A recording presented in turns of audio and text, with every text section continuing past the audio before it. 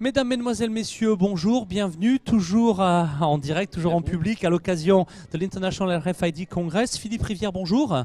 La société Aubert et Duval, présentation de la société en quelques mots. Alors en fait, la société appartient au groupe Eramet, c'est un groupe minier et métallurgique.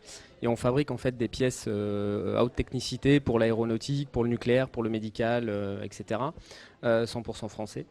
Donc de la mine jusqu'à la pièce finie. Voilà. Très bien. Alors justement, en tant qu'industriel, quels sont selon vous les principaux atouts de la technologie RFID qui permettent d'accompagner un petit peu le changement ?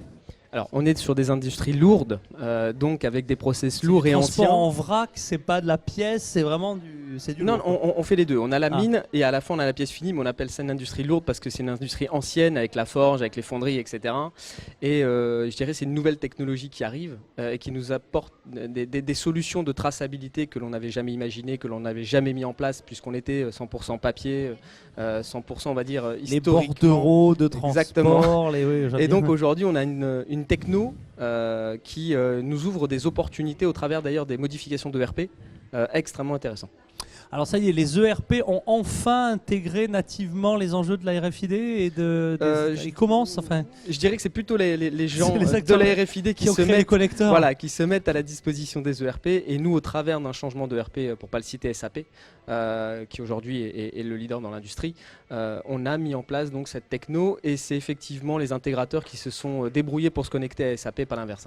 Très bien, merci pour bien cette première question. Deuxième question, pouvez-vous développer cette partie risque ?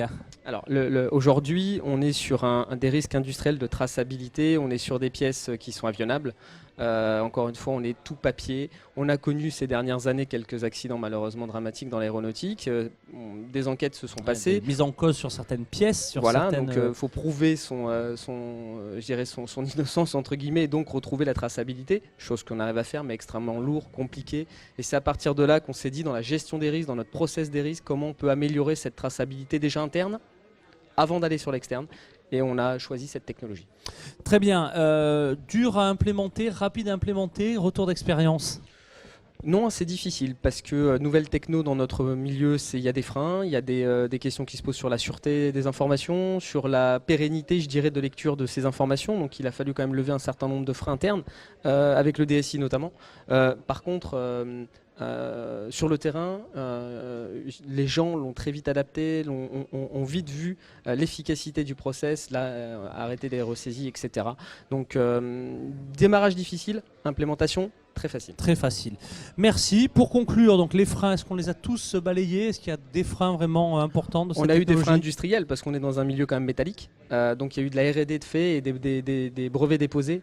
Mais ce ne sont pas des freins, parce qu'on s'aperçoit que la technique, on y arrive toujours. C'est clairement le changement et les mentalités à faire évoluer. Eh ben, très bien, merci pour ce retour d'expérience. Revenez quand vous voulez à la tribune du RFID Congress TV. Et je crois savoir, je ne vais pas tarder à vous réinterviewer. Et là, ce coup-ci, pour nous présenter la solution qui a été primée hier lors de la cérémonie des remises. We'll be right